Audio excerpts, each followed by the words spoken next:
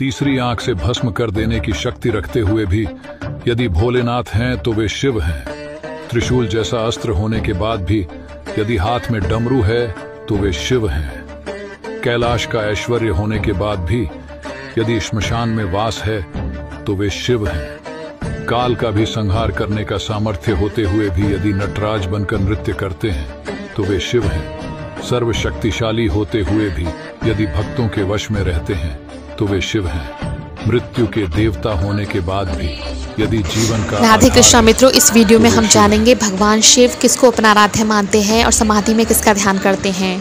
शिव पुराण के अनुसार एक बार माता पार्वती ने शिव के ध्यान से उठने के बाद शिव से पूछा कि आप तो स्वयं ही देवों के देव महादेव हैं, फिर आप समाधि में किसका ध्यान करते हैं। तब शिव जी ने माता पार्वती से कहा कि वह जल्दी ही इसका जवाब माता पार्वती को देंगे। इसके बाद भगवान शिव कौशिक ऋषि के सपने में आए और ऋषि कौशिक को राम रक्षा स्तोत्र लिखने का आदेश दिया।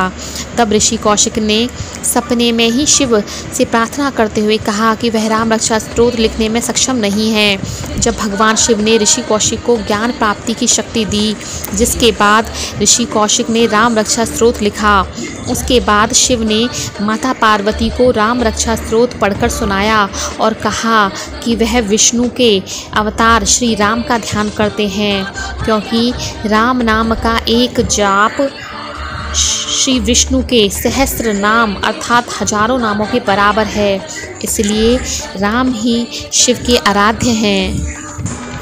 आगे इस वीडियो में हम जानेंगे भगवान शिव गले में सर्पों को क्यों धारण करते हैं। भगवान शिव के गले में जो सर्प हैं वो किसके अवतार हैं, आइए जानते हैं। शेषनाग और वासुकी दोनों ही नाग माता कंद्रू के पुत्र हैं। मान्यता के अनुसार शेषनाग सभी नागों में ज्येष्ठ हैं और इनके 1000 फन हैं।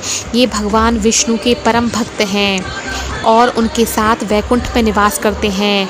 इनका लक्ष्मण और बलराम के रूप में धरती पर अवतरण हुआ है। शेष नागों में सबसे शक्तिशाली हैं और क्रोधी स्वभाव के हैं। संपूर्ण नाग जाति समेत इनकी माता भी इनसे भयभीत रहती थीं। छल कपट करने वाली माता का त्याग करके भगवान विष्णु की शरण में चले गए। दूसरी ओर वासुकी शेषनाग के बाद नागों के दूसरे ज्येष्ठ भ्राता हैं। ये 100 फन वाले नाग हैं और अपने ज्येष्ठ भ्राता शेषनाग से भी अधिक विषैले हैं। समस्त संसार में इनका विष सबसे घातक है। शेषनाग के जाने के बाद इन्हें नागराज बनाया गया और इन्होंने युगों तक नागों पर राज किया। कुछ समय बाद वासुकी भगवान शिव की तपस्या में लीन हो गए।